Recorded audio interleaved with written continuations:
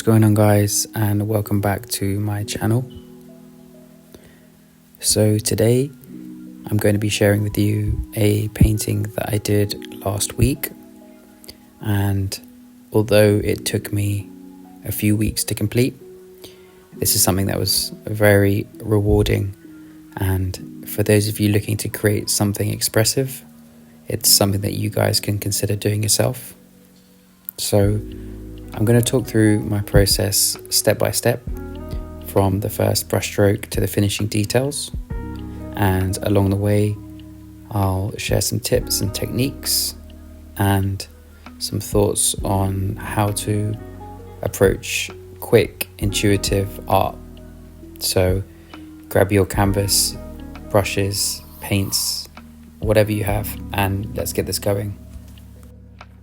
So with this piece, the first step is to draw the outline of whatever it is that you want to create. For me, I wanted to create a painting that was themed around iconic Bollywood, street and lifestyle of the Indian streets.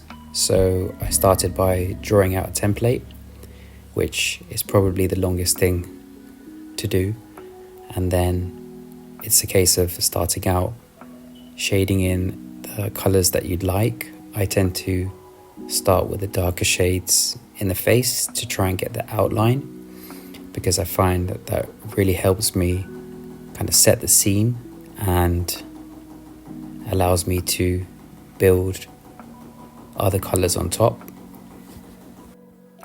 And by the way, I'm using a whole different range of materials on this painting. Mostly using oil paints and acrylic paints, and the oil paints that I am using and the colors I'll share in the description box. So if you guys like them, you can go ahead and purchase them for your own artwork. So to kick things off, I'm focusing on the big picture, and this stage is all about kind of creating a structure and energy. Think of it as kind of building a foundation for the painting, and I'm not worried too much about the details just yet, because that will come later in the painting.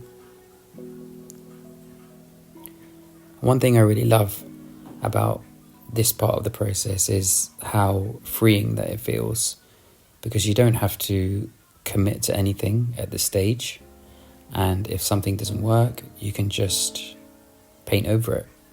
It's all part of that journey.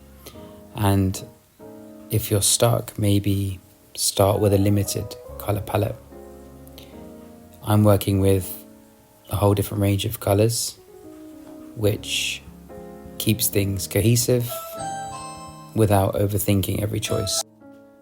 I'm also using a range of different paint brushes, because I find that by using the longer paint brushes, it allows me to have a bit more control, and I tend to use the smaller paint brushes when I want to focus on the detail. So now that the base layer is down and the face is coming together, I'm adding some mid-tones and starting to refine the composition of the painting. And this is really where the painting starts to take shape. I'm really thinking about the light, the shadow, what colors I want surrounding the face, and how the colors are interacting with each other. So it's a bit like solving a puzzle, figuring out what works and adjusting as I go. At the beginning of each work, I have an idea of what I want to create, but it's all about adjusting and amending things that you think may work better. And that's the beauty about painting, is that there's never really a right or wrong way of doing things. So at the moment, I'm now diving a bit deeper into the detail of the shawl that the woman's wearing, and I'm trying to make it as interesting and intricate as possible.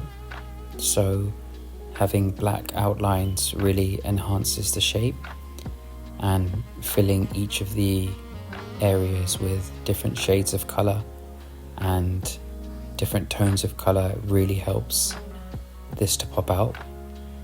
And I often kind of get lost in this part of the process because for me it feels like the painting is kind of coming alive, and it is a great reminder that art doesn't have to be perfect, but each stroke really adds something and some personality and makes the piece unique. If it feels a bit tricky for you and you're not sure about what colors to use or what direction to go, just take a step back. Try to mix your paints with a little bit of water to smooth things out, and remember that you can always go over with another layer. So at this point here, I'm working on the face, and before I delve deeper into it, I'm taking a step back and assessing the overall kind of composition of the face. Is it balanced? Are all the areas there? Do they need more light or more contrast? And if they do or if they don't, then I'll start defining the main focal points of the face and the lips, and making sure the shapes are clear, just to add some clarity to the painting. And this is kind of where having a little bit of patience pays off, because I don't try to fix everything at once. Instead, I started off with the outline of the face, and then now it's time to focus on one section at a time, slowly working across the canvas and creating some harmony. Now, I wasn't quite sure exactly what to do on the background, so I started with some buildings, added some vertical and horizontal lines to really enhance the shapes of the building, and wanted to see how it would work out. And I think that by starting on one side, it really helped me visualize how I wanted the overall piece to look. And then of course adding the sun, I think that was the start to really see the process kind of coming together.